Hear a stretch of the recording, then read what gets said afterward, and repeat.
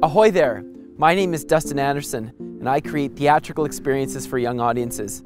My message-based performance addresses the issue of bullying in a show called Message in a Bottle.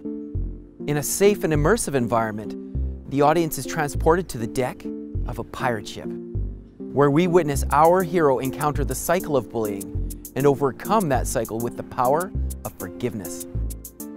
This program includes a post-show question and answer period when I speak about my real-life experience of being bullied, becoming a bully, and breaking that cycle.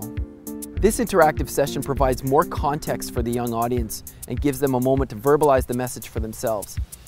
I'm always pleased when children are able to identify the bullies in the show and understand that good friends lift you up, never tear you down.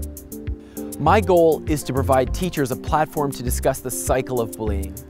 Message in a Bottle is an audience-focused program with humor, adventure, state-of-the-art lighting, and sound. Call now to book.